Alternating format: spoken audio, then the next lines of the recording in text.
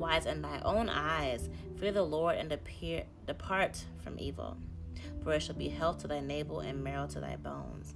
The first thing that stuck out to me that was interesting in this scripture is that it says to seek after God's commandments, to follow God's commandments, I think it's really significant because it's showing that God will give, as we seek knowledge, God will give us understanding, but it's also through his commandments. It goes hand in hand.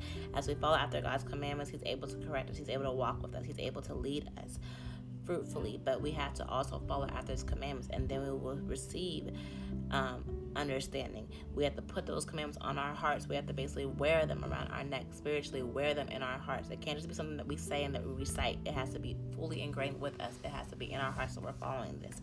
As we follow after his commandments, then he will give us understanding and wisdom. The scripture later also goes into, I encourage you guys to read it, Proverbs 3. It also goes into comparing wisdom as like the tree of life. And it's really interesting, those specific words, because we're looking back into a good example, going back to the Garden of Eden. What happened, if you think about it, when Eve had went after the fruit of good and evil, she was going according to her own understanding. She was going according to her own eyes. As the scripture also speaks here, it says, be not wise in thine own eyes. It was like she was beguiled, but she was going according to her own desires and seeking understanding of wisdom according to her own desires rather than God. And so it's like now you have this knowledge of good and evil that comes based off of your own desire, but you don't have the understanding to actually do with the knowledge that you have. And it makes sense because of what happened when she gives to her husband, and after they realized what the manner that they were in, they were ashamed of themselves. They were filled with shame. And I think it's very significant and spiritual as well, because it says that after they had already clothed themselves, God clothed them.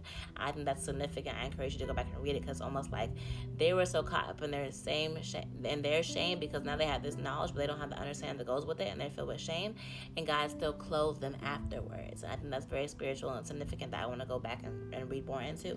But again, whatchamacallit, she had went originally according to her own understanding, and she was not able to have the full understanding and knowledge to deal with the understanding and the new knowledge that she had.